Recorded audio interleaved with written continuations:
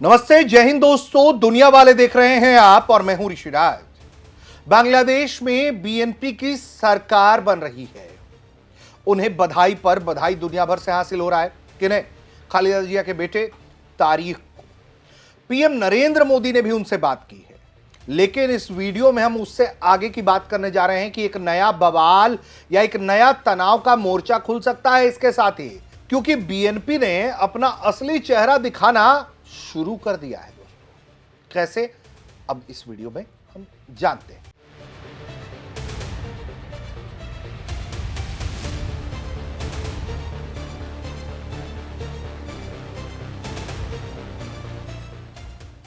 तो सबसे पहले आपको बताते हैं कि पीएम मोदी की क्या बात होती है।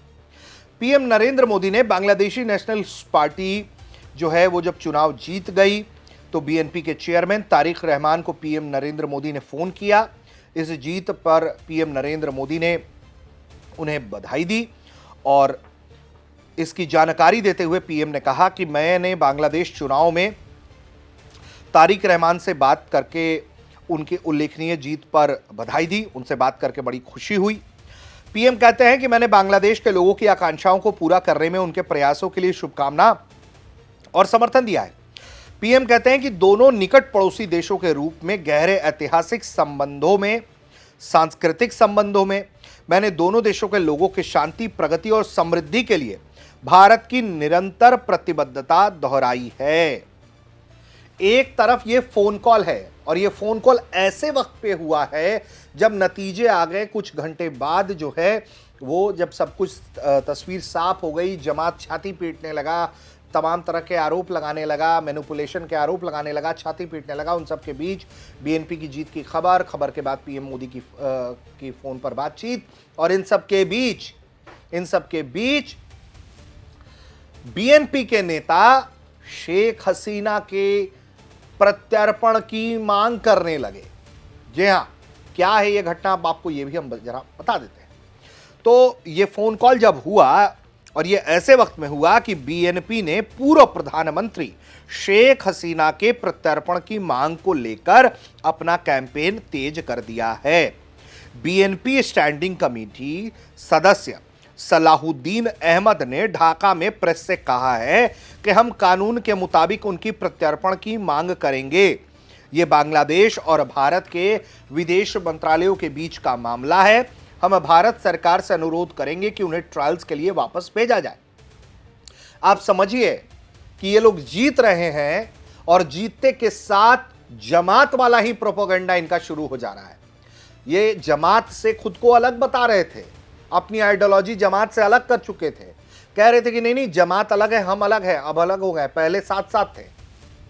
और आवामी लीग के कुछ समर्थक या वो लोग जो थोड़े प्रोग्रेसिव थे, वो महिलाएं, वो युवा जो कुछ अच्छा करना चाहते थे, वो बीएनपी की तरफ देख रहे थे। वो रिग्रेसिवनेस की तरफ नहीं जाना चाह रहे थे जमात के साथ।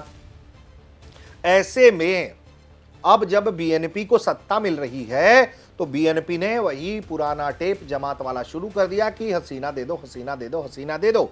और देखिए कि नतीजे आने के बीच वो प्रेस कॉन्फ्रेंस में ये कह रहे हैं कि शेख हसीना की प्रत्यर्पण की मांग करेंगे, भैया की दीजिए, उनके खिलाफ ट्रायल्स करेंगे।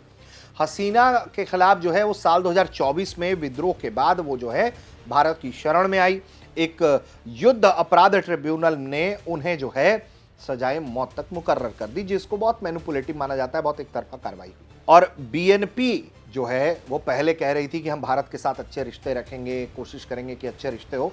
यकीनी तौर पर वो रख भी सकते हैं, क्योंकि तारिक को ये बात समझ में आता है, या तमाम वो जो एक्सपर्ट्स इस जीत से खुश भी हैं, वो एक बात जरूर बीएनपी को सुझाव के तौर पर दे रहे हैं कि देखिए, अमेरिका चाइना बाद में बॉस, पहले भारत। कॉर्डियल रिश्ते सबसे पहले भारत से ठीक रखने हैं। प्रोपोगेंडा करने के चक्कर में पड़ोगे तो फंस जाओगे। पाकिस्तान की तरफ देखोगे, चीन की तरफ देखोगे तो फंस जाओगे। अमेरिका नाराज हो जाएगा तो अलग मसला हो जाएगा।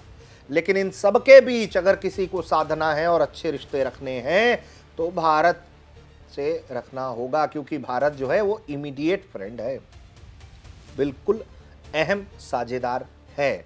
भारत के प्रधानमंत्री ने भी कहा है कि भैया हम आपके लोगों की आकांक्षाओं की पूर्ति के लिए तमाम समर्थन देंगे, हर सहयोग करेंगे। बीएनपी को भी ऐसा ही करना होगा। नहीं तो अगर ये हसीना जिस तरह के डिमांड शुरू हो गए हैं पार्टी में, ये जो रेडियो सेट्स हैं बजने लगे हैं, रिश्ते डिरेल होने में देर नहीं लगते हैं। रिश्ते वैसे ही गर्त में हैं और गर्त में चले जाएंगे। लेकिन बीएनपी की जो जीत है उसको लेकर भारत ने खुले मन से प्रतिक्रिया दी है। मोदी ने फोन पर बधाई भी दी है पीएम ने, साथ में इसके अलावा बयान भी जारी हुआ है। और प्रत्यर्पण का जो मुद्दा है वो दोनों देशों के बीच में तनाव का कारण बना हुआ है। बीएनपी ने बांग्लादेश फर्स्ट नीति अपनाई है। भारत से परस्पर सम्मान पर आधारित संबंध वो चाहती है। सलाहुद्दीन ने कहा है कि जुलाई नेशनल चार्टर और 31 पॉइंट एजेंडे के आधार पर लोकतांत्रिक सुधार जारी रहेंगे, संवैधानिक बदलाव होंगे। अगला संसद स्वतंत्रता के बाद सबसे उत्पादक होगा। चुनाव आयोग से परिणामों की गजट अधिसूचना जल्द जारी हो जाएगी ताकि सांसद शपथ ले सके। भारत हसीना का निकट सहयोगी रहा है, लेकिन अब बीएनपी के साथ संबंध सुधारने की कोशिश भी होगी, जबकि ढाका हसीना को ट्रायल्स के लिए वापस चाहता है। दोनों पक्षों के बीच कूटनीतिक बातचीत से स्थिति स्पष्ट हो सकती है, लेकिन जिस तरह से बीएनपी 2/3 बहुमत से जीत कर आई है, जमात को थोड़ा डैमेज हुआ है।